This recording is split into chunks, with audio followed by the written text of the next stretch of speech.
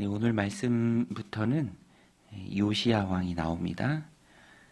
정말 유다 역사의 신실한 왕이죠.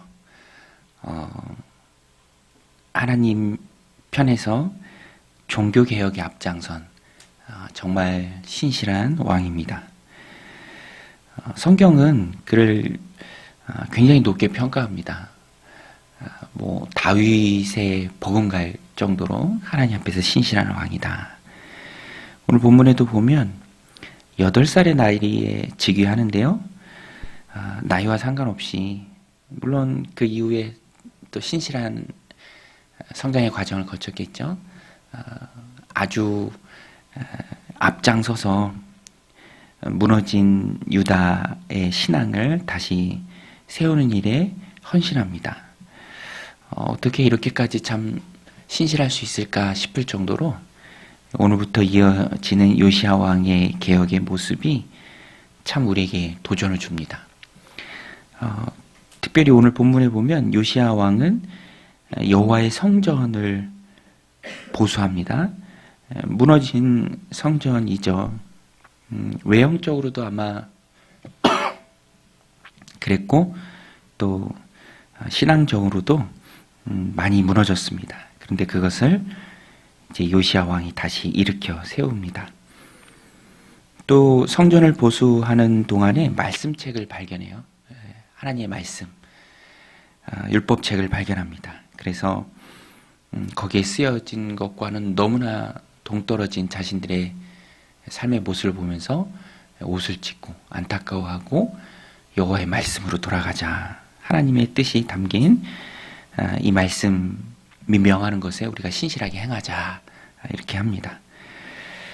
인사가 만사라는 말이 있죠. 하나님께서도 하나님의 일을 이루어 가실 때 사람을 세우십니다. 특별히 요시야 왕처럼 아주 신실한 왕을 세워서 또 하나님의 일들을 감당케 하십니다. 그리고 그 중심에 요시야 왕의 순종이 있었죠. 무너진 신앙을 재건하고 또 무너진 성전을 보수하는 것이 참 쉬운 일은 아니에요. 개혁이라는 걸 언제나 반대에 부닥칠 수밖에 없습니다. 사람들은 익숙한 거 좋아하니까. 그런데 어렵다고 하지 않아야 할 일은 아니죠. 신앙적인 측면에서는 더더욱 그렇습니다. 요시야 왕을 참 성경이 또 오늘 우리가 그의 행적을 읽고 은혜가 되고 도전을 받는 이유 중에 하나도 어려운 것과 상관없이 해야 할 일이라면 하나님 편에서 그것을 해 나갔다라는 거예요. 그리고 그 과정이 굉장히 지혜롭습니다.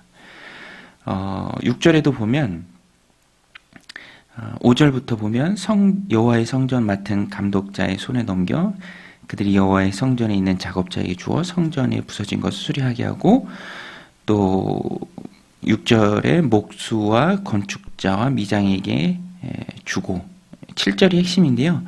그러나 그들의 손에 맡긴 은을 회개하지 말지니 이는 그들이 진실하게 행함이라. 진실하게 행했던 그 일꾼을 신뢰하고 또 성전 맡은 일에 대해서 그들 스스로도 사명감 있게 일할 수 있도록 또 믿어주었습니다. 그래서 또 힘있게 그들이 일하는 것이죠. 굉장히 지혜로운 하나님의 방법입니다. 또 11절에도 가서 보면 율법책을 발견했다라는 말을 듣고 또 서기관 사반이 그것을 전해 주었을 때 왕이 개혁 의지를 사람들에게 충분히 전달합니다. 11절에 보면 왕이 율법책의 말을 듣자 곧 그의 옷을 찢으니라. 율법책에 써진 하나님의 뜻을 발견하고 동떨어진 자신들의 삶을 보면서 안타까워하는 것이죠. 또 개혁 의지를 충분히 드러내는 것입니다.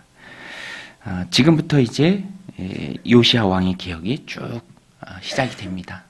읽어보면 참 은혜가 되고 오늘 우리 신앙을 참 돌아볼 수 있는 귀한 말씀입니다. 오늘 우리도 하나님 앞에 요시야와 같은 삶을 살아야겠죠. 잘못된 거 그냥 넘기지 말고 바로잡고 고치고 어찌됐든 내 삶이 하나님 앞에 신실하게 쓰임받을 수 있도록 나아가야 한다라는 것입니다. 그런데 요시야 왕 너무 좋다. 훌륭하다. 나도 요시야 왕처럼 돼야겠다. 이렇게 마음 먹는 것 이상으로 우리가 마음을 아예 뜯어 고쳐야 될 게 있어요. 그게 뭐냐면 요시야 왕이 요시야 왕 될 수 있었던 이유가 오늘 말씀에 나와요. 2절에 보면 왜 요시야가 이토록 정말 놀라운 개혁의 왕이 되었을까? 요시야를 요시야 되게 만든 건 무엇일까? 2절에 보면 요시야가 여호와 보시기에 정직히 행하여 그의 조상 다윗의 모든 길로 행하고, 저는 그 다음 말씀이 참 마음에 와닿더라고요. 좌우로 치우치지 아니하였더라. 좌우로 치우치지 아니하였더라. 좌우로 치우친다는 게 뭔가요? 좌우로 치우친다는 게 뭐죠?